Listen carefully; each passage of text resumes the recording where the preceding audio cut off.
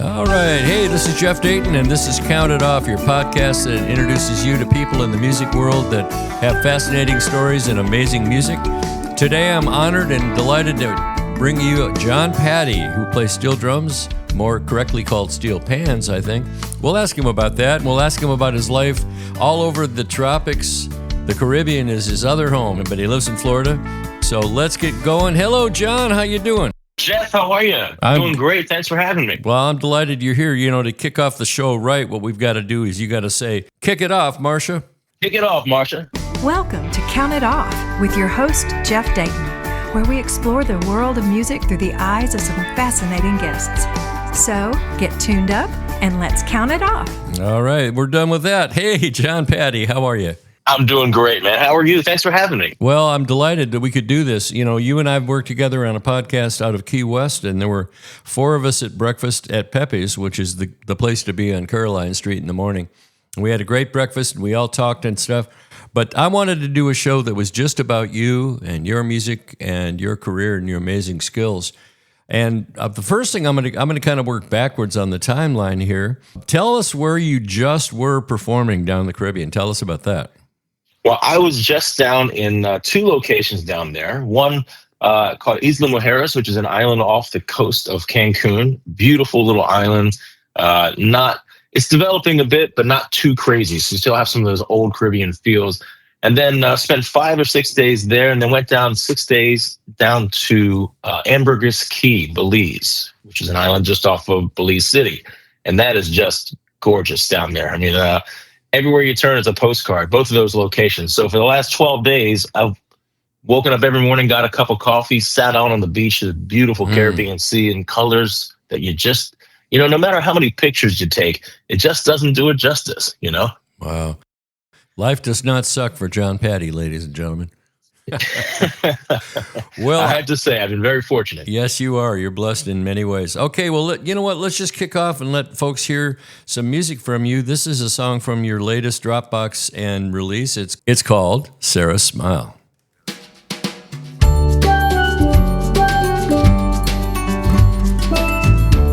Love that vibe, man. That's great.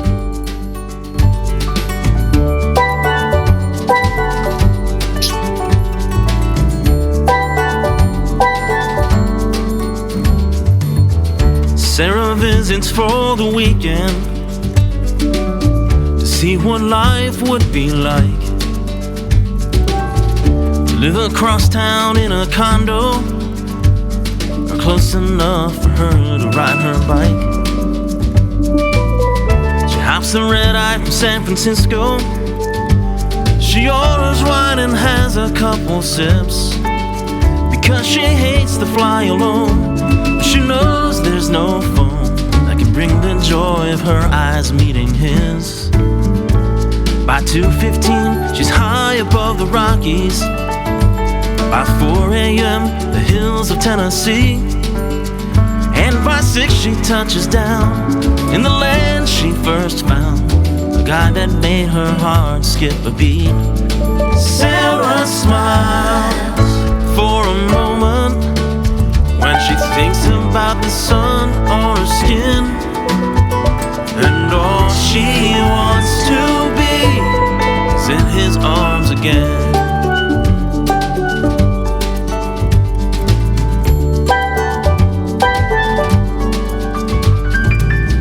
A rock and roller from the get-go, music runs down deep through his veins. Passion keeps him traveled in the country, and most of his time sitting on the plane. He meets 1,000 fans a weekend, shaking hands and meeting girls in lines. While he travels coast to coast, the thing he craves the most is someone special for him to share his time. Sarah fills that void for a weekend. Her blue eyes stood out right among the crowd. But what started out as fun quickly had become the reason for his heart to beat out loud. Sarah's smile brings him comfort on the nights he's alone on the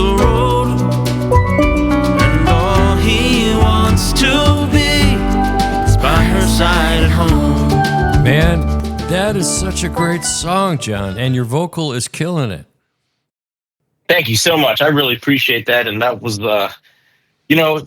it's funny listening back to it now. I was kind of just the early stage of singing. I sing it a little bit differently now, but it's great to go back and hear some of that work. And I was just kind of venturing in more of the singing and writing style back then. Well, I think you nailed it. And I know that I change songs after I've written them, and then I've been performing them for a year or 2 or 3 or 10, and I put something new back into them. And I think that's the right of the artist, and that's the fun of being an artist, isn't it? Yeah, absolutely. And I learned that hearing from James Taylor made a mention of something similar where he says, I've changed the song over the years. And I thought, well, how can you do that once you put it out? And you realize as you do that, you develop it, picks up a little nuance here, a little nuance there, maybe a more advanced or enhancement in certain areas. And so the song changes after a while. So that's pretty neat. Yeah, I love the way he put that. And I play with Tab Lavin, who is Art Garfunkel's guitar player. And we have a trio called Garfunkel, Manilow, and Campbell.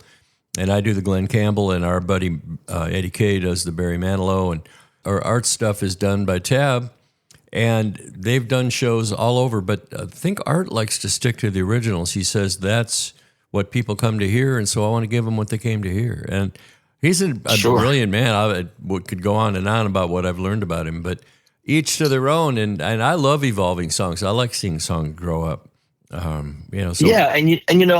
I kind of have a similar, mixed mindset. On one hand, it's true they come to hear the songs they like, but there's something special. I mean, you could listen to the exact same recording at home. So hearing just a little different nuance in a live performance makes it that much more memorable and different for that live element. Yeah, the live version is often, for example, Layla, when Eric Clapton came out with that unplugged version, it just blew everybody's minds. Sure. Oh, yeah. I love hearing stuff like that. Well, we've talked before about your history and stuff, and the fact that you started playing the steel pans at a really young age. First of all, tell us the difference between steel drums or steel pans, or are they synonymous? Well, they are synonymous. It almost depends on where you live and if you know the lingo. So in the islands, they become known as steel pans, but a lot of times if you say that in the States or some more Western areas, they don't know what you're talking about, maybe think of a frying pan. And so, to simplify it, I think they came to relate it as a drum, as many percussive elements, tend to have that name, steel drum. But down in the islands in Trinidad and Tobago, where it originated from, and certainly those that are kind of within the know of the instrument, it's called a steel pan. Man, it's fascinating. And when I was a kid, I was just turning 16, and I was on a cruise ship with some family, and we were on the Cunard lines, the British lines. And we stopped at Trinidad and Tobago, and they brought a steel pan band on the back deck of the boat, and I got to see my first upfront version. Now, I'd listened to music like a voracious young listener, and everything my parents had on records was fascinating, and my mom loved culture and widespread listening base. And seeing those drums, and I think there were 3 or 4 of the steel pan players and a drummer, and maybe a bass player. And I was like, that's the band? Oh, my God, It was so cool. It's really unique, and the sound really. Jimmy Buffett has a song out called "King of Somewhere Hot," and it has the lyrics have the song has a steel drum band behind it for most of it, and that carries the entire chords of the song. And it's so funny because if you listen to it, it does kind of float, and there's a song in. An island song called Cowboy in the Jungle that says, steel band across the way, the music floats across the bay. And you really hear that. And that sound really is, it just kind of floats. It carries you. So it's really, I love that line because it describes it perfectly when you hear that sound. It really is the signature sound of the Caribbean, isn't it? It really has been. And, that's such a cool thing for the trials and tribulations that instrument went through to become what it has. It started as kind of a, not so popular. They had to fight for the right for people to accept it. And the people that did create it were a bit troubled. So people were even less willing to accept the instrument. And they really had to overcome some really unique challenges and obstacles in order to get it accepted by musicians and, fans. And now, of course, having it be the most notable sound of the Caribbean and the official instrument of Trinidad and Tobago. That's pretty impressive for it to do in such a short time frame in history. Let's talk history a little bit. Tell us about the origin of the instrument as a whole. Sure. Origin started in Trinidad and Tobago, and it happened by accident. They used percussive instruments to be more of a percussion band. So wood and bamboo would be the primary instruments. And they found that the steel drums, the oil drums, there was an influx there from World War II, and Venezuela had a big influx of these extra oil drums that had been left there. And so they used that.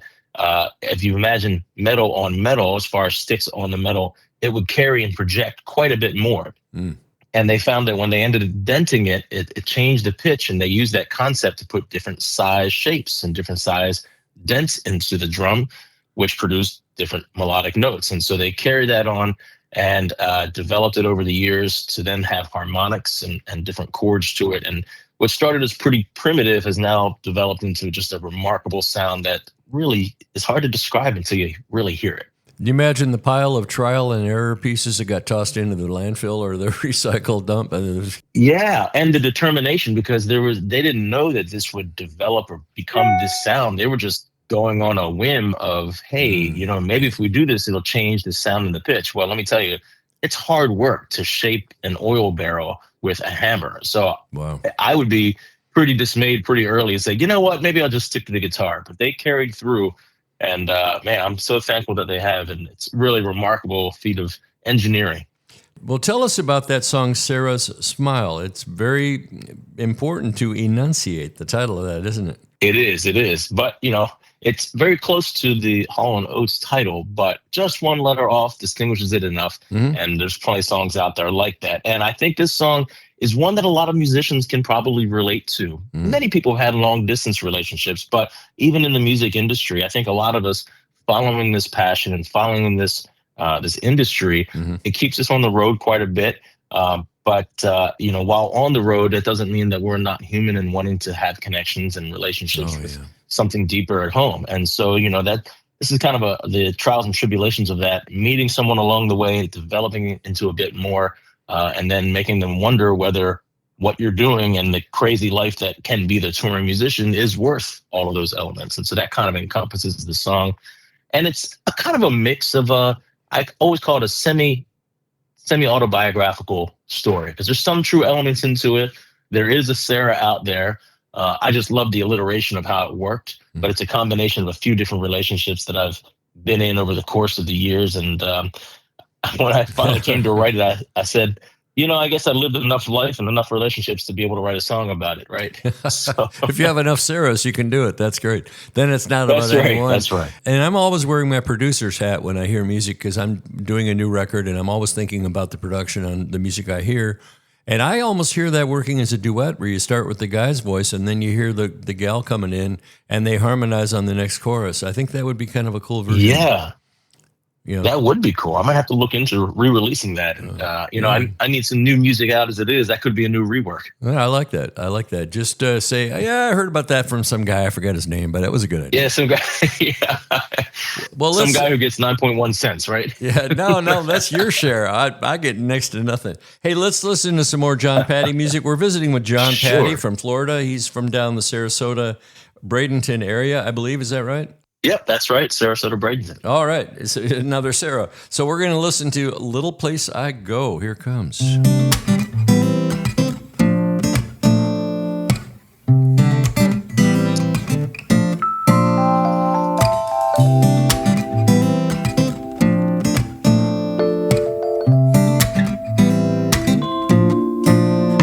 It's been way too long since I've been around this town.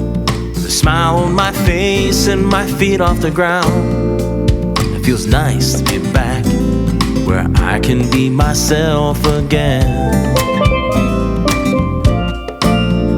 Now it don't take much and it won't take long for me to find the place where I belong. It's just a soft southern breeze sifting through the trees of this place that I call home.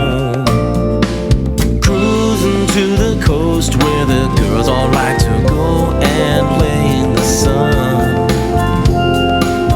It's this place I go, where time just seems to slow and tensions of life are undone.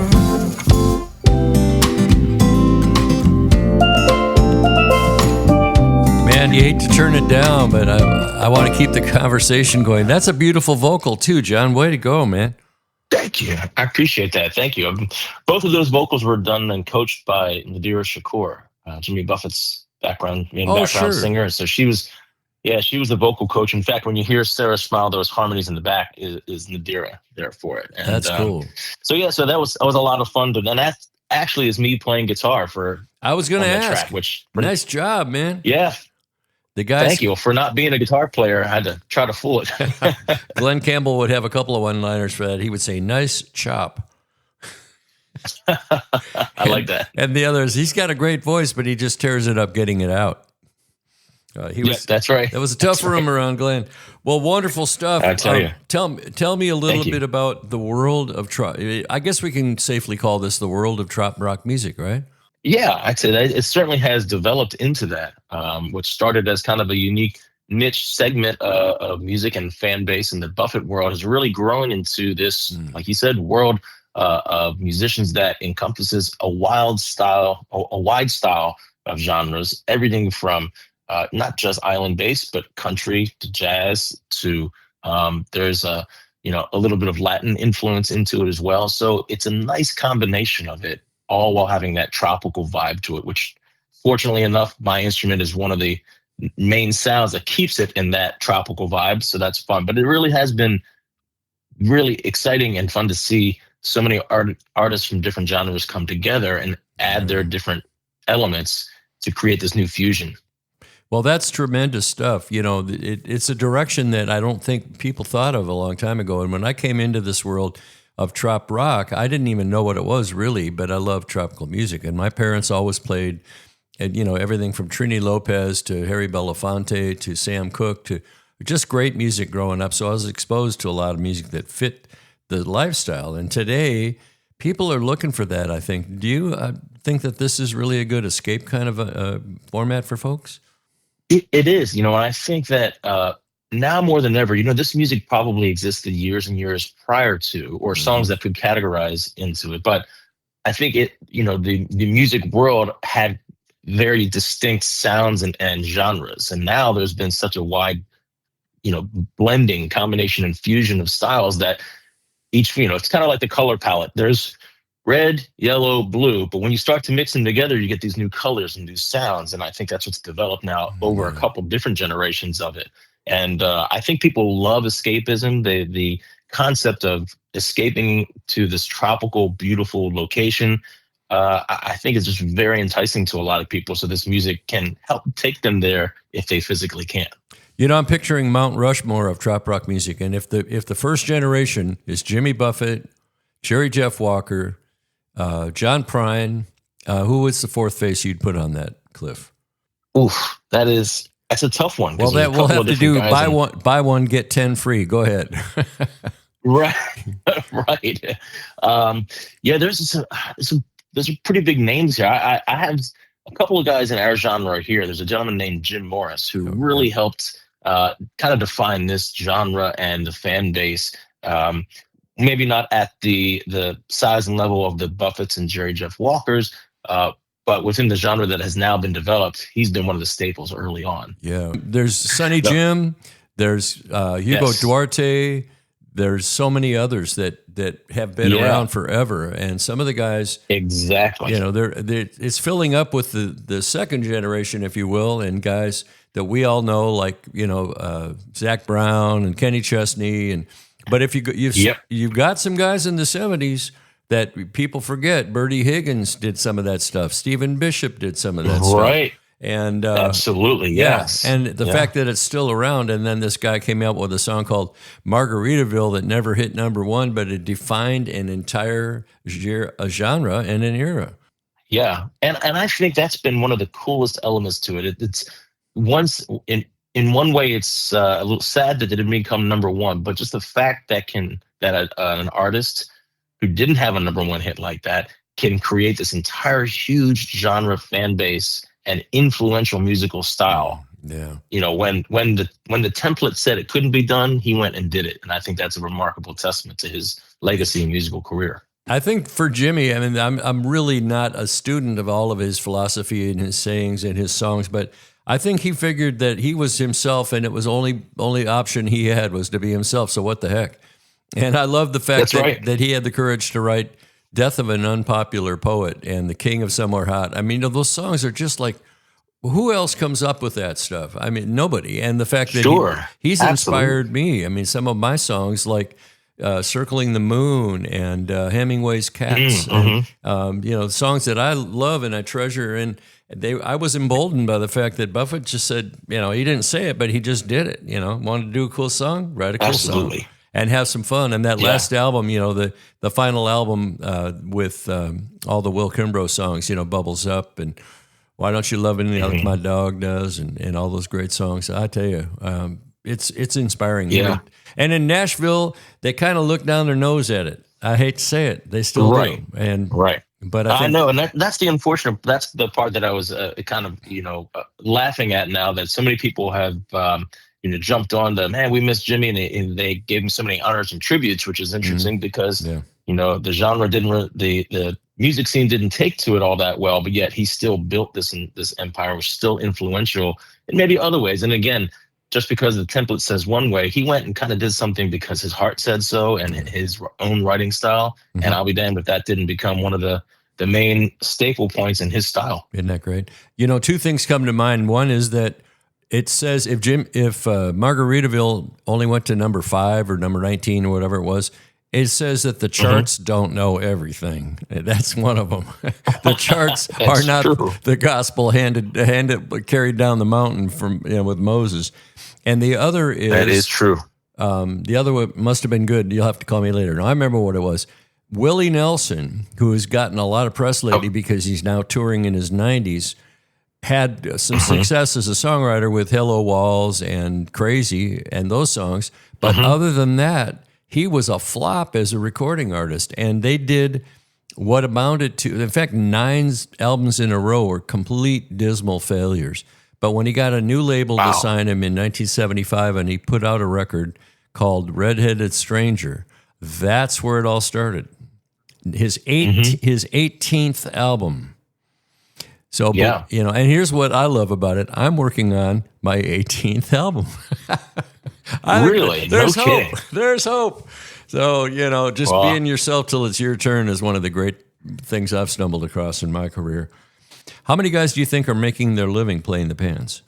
There's more than you'd think, but at different levels. And there's certain guys that are using it at local small levels. Other guys that are more touring artists and trying to really demonstrate the instrument. And I think I don't want to say 10 to 20, but out of my head, I mean, there's a lot of Trinidadian performers that are out there doing it as well in the soca world and calypso.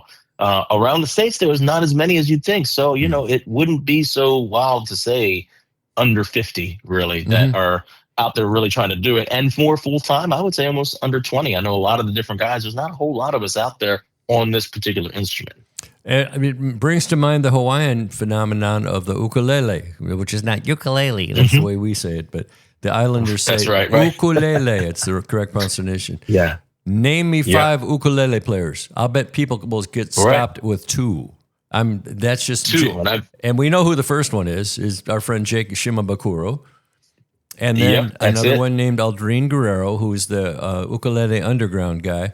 And he's a wonderful artist. And then we're kind of... that's a great... I have to say I'm stumped on that, I actually don't know myself, which just goes to prove it even more. Well, isn't that the way it is? So you are a special dude, John Patti, and here's some more of your music. We're going to listen to Coronado Cruise. Let me get this going.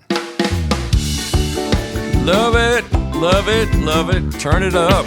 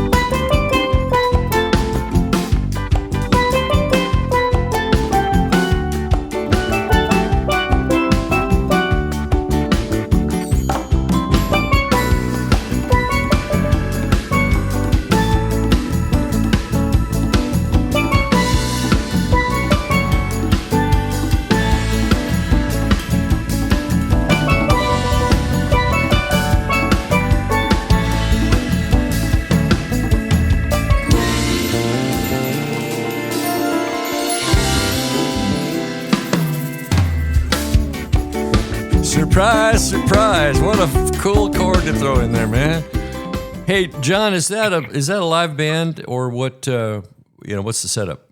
Yeah, when we did that, I recorded that with a live group. It was bass, keys, drums, guitar, and then me as well. So we did that live all together to really capture the energy and the feel. Man, well, that drummer had his work cut out for him.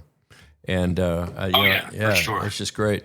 I'm going to see if I can get this song to play here and just to toss in my 2 cents worth. Let's see if this goes on. Sure.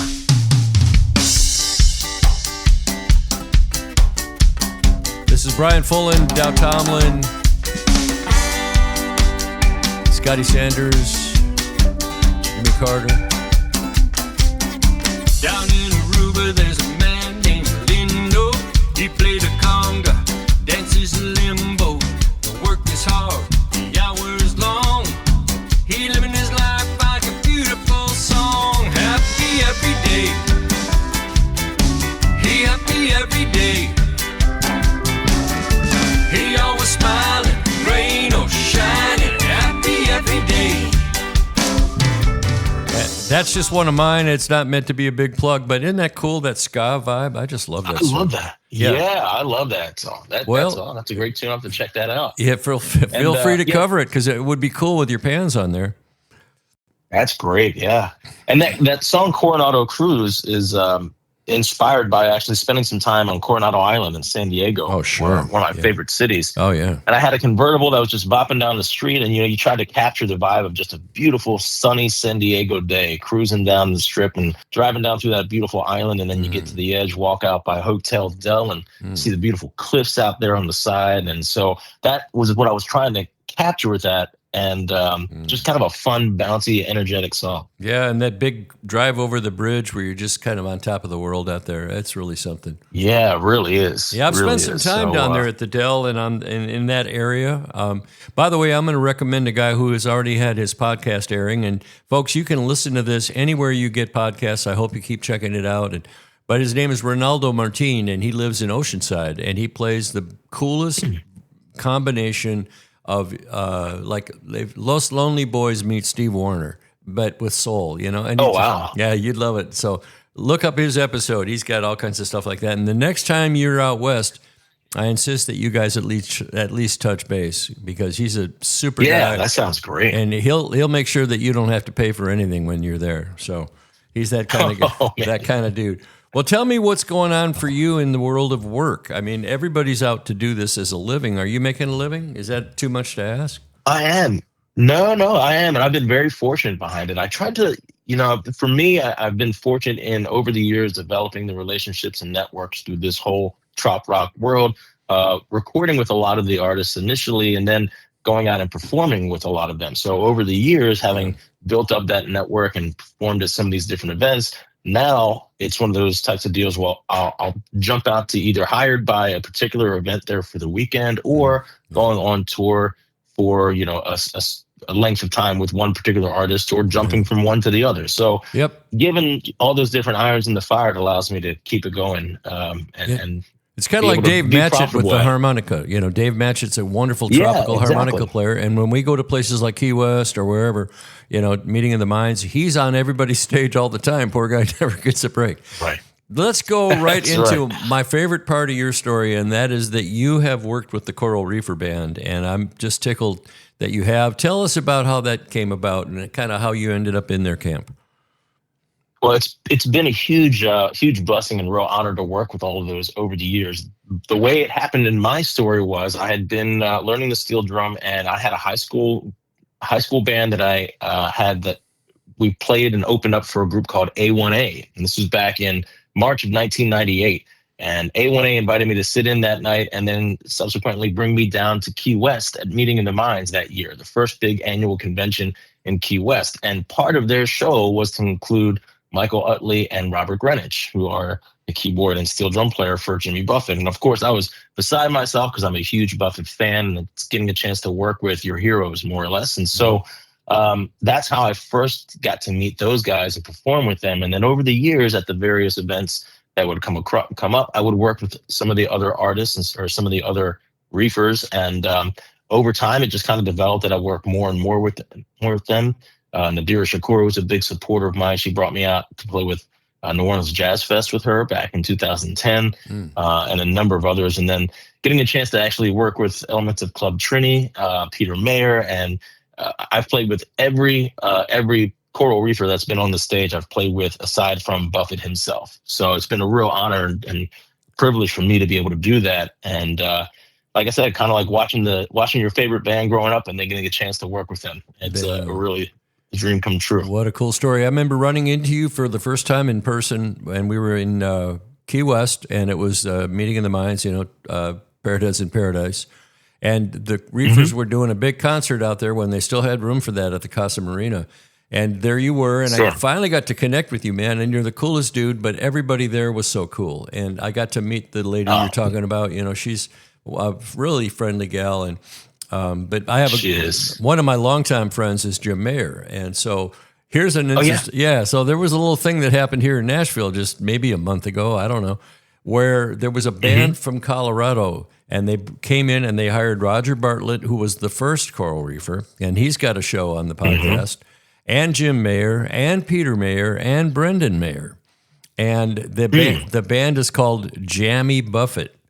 So if you took a bunch of Colorado jammer string, like Deadhead type of bands, and put them in Hawaiian shirts and let them each play 4 solos on every song, you kind of get the drift, off Jimmy Buffett songs. Absolutely. It's like I've heard there's a good buzz going on about those guys. Yeah. I got to check them out. Yeah, and everybody had a good time. But I mean, in my world, what was it? The heck, Peter Mayer was telling me that when he was working with Jimmy Buffett, that Jimmy would say, he had the solo police or something like that. Like, don't be out there playing for 30 minutes after the song's over. Get done.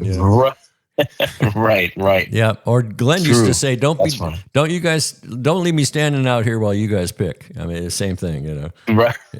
That's right. Well, man, I know that tragically we lost Jimmy before you had a chance to meet him and to hang out with him. But I tell you what he left us, all of us in the world of music, is priceless. And would you agree? It is.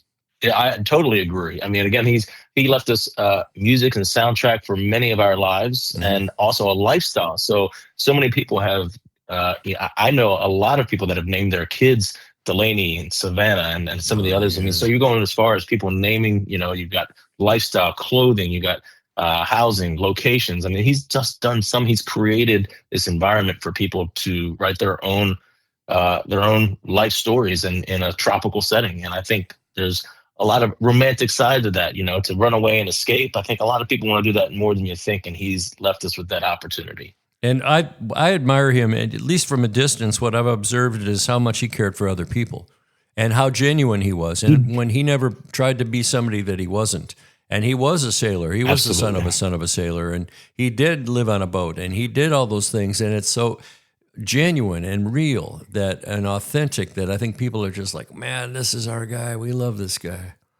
Yeah. And I think, and all of the Reefers continue to reiterate that aspect and I think Mac in his shows even says that to a degree of, what you saw, that's what Jimmy really was. He was the happy, smiling, happy-go-lucky. I mean, what you saw on stage was not just a stage persona. That was Jimmy, and that's what everybody loved about it. Yeah, fantastic. All right, well, we're talking to our friend John Patti, one of the few and one of the best at the steel pans in the world.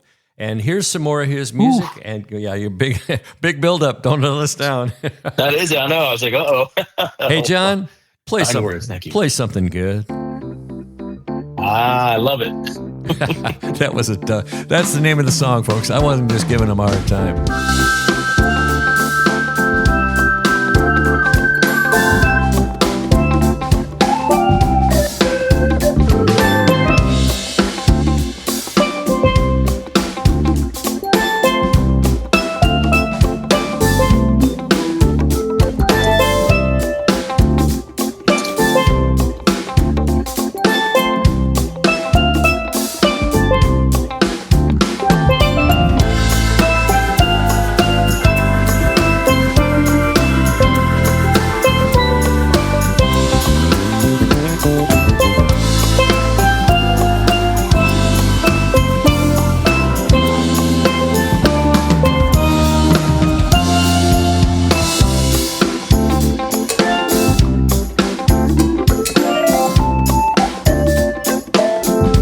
Get funky. All right.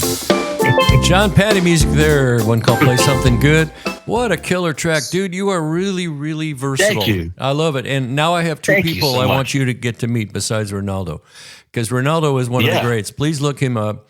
There's a guy out of Phoenix. He's a #1 jazz producer, and he worked with George Benson on the album he won the Grammy for. He's recorded with Paul McCartney, that other Paul. He's 25 #1 records as a jazz producer and artist on the smooth jazz charts, and you would love his stuff. And I'm going to just say you should do a collab with him because he's one of the coolest guys I know. Oh, that would be great. One of my blood brothers. And the other one is Taylor Roberts out of Jacksonville. He's close enough to get up there and hear him, and he's played all over in the States. He just did his first West Coast run, and it was sold out from the first show to the last show. And he plays He plays 7-string jazz, and so you can find him on his social Burning Up. He's got a gal that's helping get it out there, and you guys should do a collab too. And since you're both Florida guys in the Sunshine State, Sure. yeah, I love that. Get you guys connected. So at least check into it and drop me a line or if you want the connection. So folks, we have enjoyed this with John Patti. There's more to come as far as all the music that we're doing here on Count It Off. Thank you for listening. This is one of the coolest new things I've done, and people are telling me they kind of think I might have been, kind of cut out for this. I don't know. I've always wanted to play DJ, but this is way more fun, man, because we get to talk about whatever. And John, absolutely. Well, I appreciate you having me on. Thank you so much. Yeah, and since this will be a fresh episode very soon, tell us what's just ahead for you so folks can find you. First of all, let's get your social out there and find out where you are. Sure. You can follow me online if you're on Instagram or on Facebook. You can follow it at John Patti Music, JOHNPATTI, John Patti Music. Find out where I'll be, and then also johnpatti.com is, of course, the website, so you can follow up on there as well. And in the very immediate future, I'm coming up here next week, early part of June 7th. I'm actually doing the national anthem for the Nashville Sound there in town for you guys. I'll be there playing for their Margaritaville night along with John Frenzy. I'll be there. Yes. Yeah, I'll be there for that. I do a couple of anthems, I would be there in a heartbeat, but it's my grandson's birthday out in Knoxville, and I'm not going to miss it. So. Oh, that's all right. Well, that's all right. Well, I've got a couple of those things. I'm also heading to Indianapolis, Chicago, and Myrtle Beach for June for some different events, and so some fun stuff. In fact, and I'm going to Phoenix in October, so I might need to talk to your friend there. Oh yeah, absolutely. But, you guys get face to face. You'll love this guy. But I bounce all over the country, all four corners during the summer. So jump online. It's the best way to stay in touch. All right. John Patti with us today, and thank you for being part of Count It Off. And it's just the coolest thing when I get to be here and hear you do these things. And so I appreciate it. And we're going to wrap it up right now. John, all you got to do now is say bye-bye. Bye-bye. Bye, everybody. Hey, baby. Thanks for joining us, and we hope you enjoyed this show. We invite you to check out all the other episodes and share this channel with all of your friends. Until next time, peace.